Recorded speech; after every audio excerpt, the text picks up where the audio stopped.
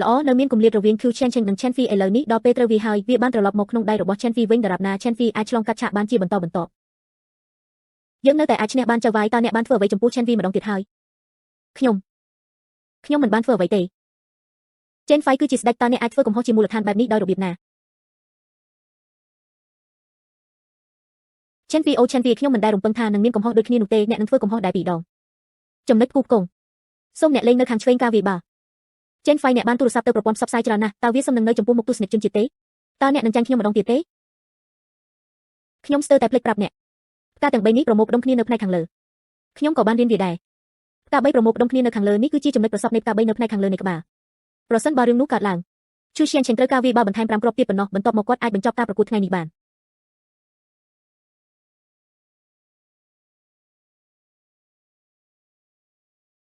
នៅសល់តែខ្មៅមួយប៉ុណ្ណោះ8តើវាអាចទៅរួចទេដែលឈូសៀនឆេងចង់ចាញ់ស្ដេចម្ដងទៀត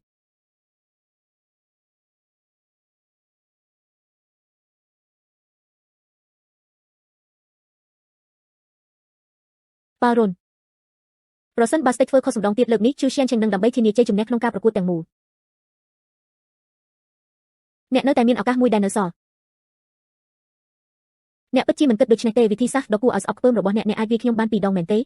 លោកខូសៀនឆេងមធ្យោបាយណាមួយដែលចាំបាច់ដើម្បីសម្រេចបាននូវជ័យជំនះគាត់ធ្លាប់ដាក់ថ្នាំឲ្យខ្ញុំផឹកទឹកពីមុនមកខ្ញុំស្មានថាលើកនេះគាត់ប្រហែលជាវិធីសាស្ត្រដ៏គួរឲ្យស្អប់ខ្ពើមជាងនេះទៅទៀតដូច្នេះអ្នកចង់មានន័យថាត្រីតូចតែងតែនៅជាមួយខ្ញុំនាងមិនមានឱកាសធ្វើចលនាអ្វីទេដូច្នេះខ្ញុំស្មានថាគាត់អាចនឹងកំណត់គោលដៅលើក្រុមគ្រួសាររបស់លិនជ័យវាច្បាស់ណាស់ថាសូមឲ្យខ្ញុំណែនាំវាដល់អ្នកនេះជាបរិសុទ្ធចំណាស់របស់ខ្ញុំអង្គរៈបានរៀបចំសម្រាប់ខ្ញុំក្មេងនេះអាចទ្រាំទ្រនឹងវាបាន10នាក់អនុញ្ញាតឲ្យគាត់ការពារគ្រួសាររបស់លិនជ័យតើអ្នកគិតថាវាមិនអីទេសូមអរគុណចំពោះការខិតខំប្រឹងប្រែងរបស់អ្នកអ្វីអ្នកមិនអីទេអ្នកទើបតែធ្វើពុតជាធ្វើពុតឥឡូវនេះអ្នកទីត្រូវហើយលោកគឺឈៀនឆេងតើអ្នកចាត់ទុកខ្ញុំលិនជ័យជាមនុស្សប្រភេទណាតើអ្នកគិតយ៉ាងណាដែរតើខ្ញុំនឹងក្បត់បងប្រុសរបស់ខ្ញុំទេពួកគេបានបំពុលកន្សែងប្រពន្ធខ្ញុំនៅតែស្ថិតក្នុងដៃរបស់ពួកគេកុំបារម្ភអីបងប្រុសជីខ្ញុំបានផ្ញើទៅនរណាម្នាក់រួចហើយការពារប្អូនថ្លៃស្រីនិងកូនដោយសម្ងាត់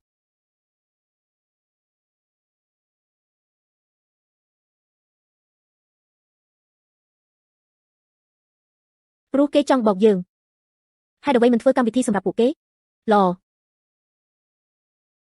តើអ្នកគិតថាខ្ញុំនឹងក្បត់បងប្អូនប្រុសរបស់ខ្ញុំទេអ្នកមិនខ្វល់ថាប្រពន្ធនិងកូនរបស់អ្នករស់ឬស្លាប់ទេប្រពន្ធនិងកូនរបស់គាត់គឺល្អឥតខ្ចោះតើអ្នកព្រួយបារម្ភអំពីអ្វី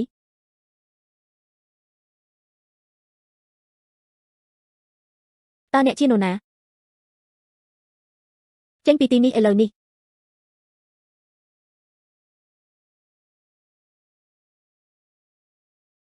តើអ្នកជានរណាហ៊ានវាខ្ញុំទេវ៉ាន់ជាទីក្រុងជាងហេតើវាគួរឲ្យចាប់អារម្មណ៍ខ្លាំងណាស់មែនទេទៅកាន់ជាងហៃហើយសួរអ្នកដទៃអ្នកណាមិនស្គាល់ខ្ញុំលោកក្រវៃក្មេងវាង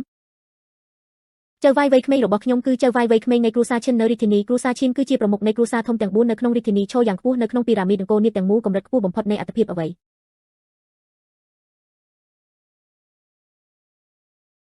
មិនអាចទៅរួចមនុស្សដូចជាឈិនសៅ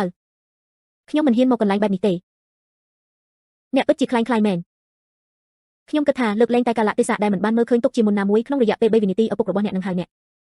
គិតដោយប្រុងប្រយ័ត្នអំពីរបៀបនិយាយជាមួយគាត់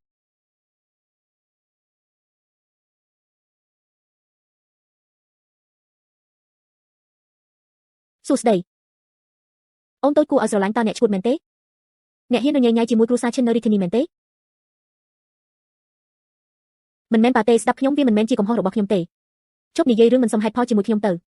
គ្រួសារឈិនបានធ្វើចលនារួចហើយគ្រួសារវងរបស់យើងហៀបនឹងខ្សែថនហើយនឹងគ្រួសារវងក្នុងរយៈពេលប៉ុន្មានឆ្នាំមកនេះរឿងអាស្រូវដែលពួកគេបានធ្វើពួកគេបានជីកយកវាទាំងអស់ចេញសមាជិកគ្រួសារវងទាំងអស់ពួកគេទាំងអស់គ្នាមិនអាចគេចផុតពីការជាប់ពន្ធនាគារបានទេ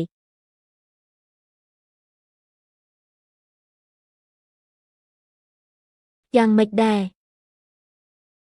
តើលោកម្ចាស់វ័យក្មេងវាងនៅចាំអ្វីដែលខ្ញុំបាននិយាយទេខ្ញុំបាននិយាយសំណើចរបស់អ្នកនឹងមិនមានរយៈពេលយូរទេវាជាអ្នកវាទាំងអស់គឺដោយសារតែអ្នកគ្រាន់តែរងចាំ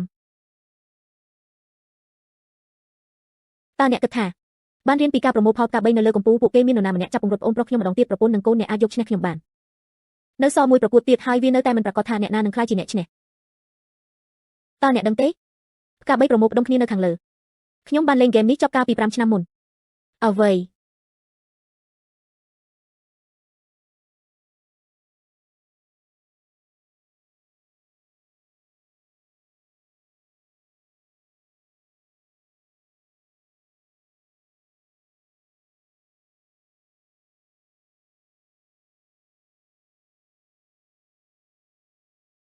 បើនេះ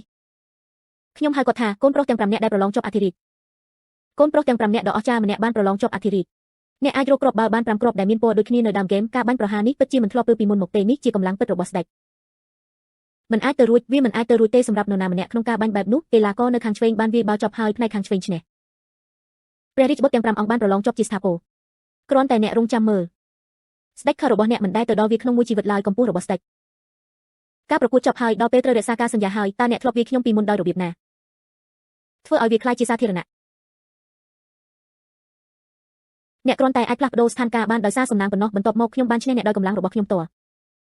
បើកនឹងនៅពីលើក្តារលោកគឺChen Chengអ្នកពិតជាគ្មានខ្មាស់អ៊ីមែនការដាក់ថ្នាំលើ Chen Vi ដើម្បីឈ្នះការប្រកួតហើយអ្នកនិយាយវាដោយទំនុកចិត្តលោកក្រវៃក្មេងឈិនខ្ញុំដឹងថាអ្នកជាចៅវាយនីវ័យក្មេងម្នាក់ដែលមានទ្រព្យសម្បត្តិច្រើនមកពីទីក្រុងប៉េកាំងប៉ុន្តែអ្នកមានអំណាចដាច់ខាតយើងមិនអាចនិយាយអ្វីដែលយើងចង់បាននោះទេពេលពួកគេញ៉ាំបាយតើអ្នកដឹងដោយរបៀបណាគាត់នឹងនិយាយបែបនោះមនុស្សម្នាក់នេះតែងតែមានចិត្តរាបទាប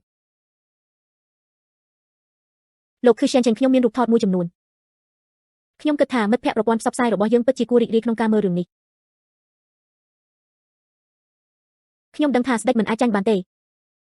ការសូប៉ានអាញាកណ្ដាលមិនគ្រប់គ្រាន់ទេពួកគេថែមទាំងបានបំពោទឹកផឹករបស់មនុស្សទៀតផងបើជាខ្ញុំវិញខ្ញុំពិតជានឹងទះពួកគេពីដៃយ៉ាងធ្ងន់វាคล้ายៗទាំងអស់ពួកគេបានជួសជុលវាពួកគេបានដាក់សុំខ្ញុំមិនដែលធ្វើអ្វីបែបនេះទេខ្ញុំមិនដឹងថាពាក្យរបស់ខ្ញុំមានន័យឬអត់ទេ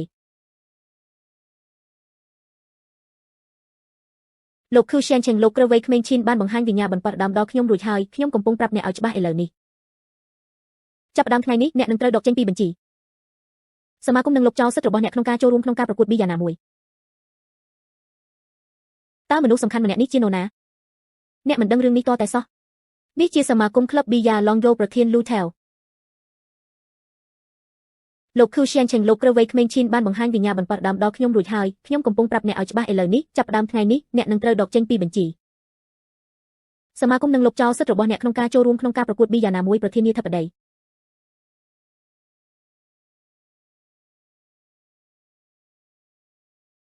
ខ្ញុំឃើញអ្នកទាំងពីរកំពុងចាប់ដៃគ្នាដើម្បីបង្កបញ្ហាជាមួយខ្ញុំមែនទេ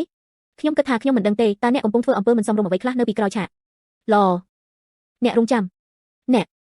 អ្នកគ្រាន់តែរងចាំខ្ញុំអ្នកគ្រាន់តែរងចាំអ្នករងចាំ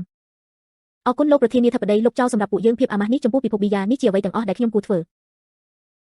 បន្ទាប់មកខ្ញុំនឹងមិនរំខានអ្នកទៀតទេ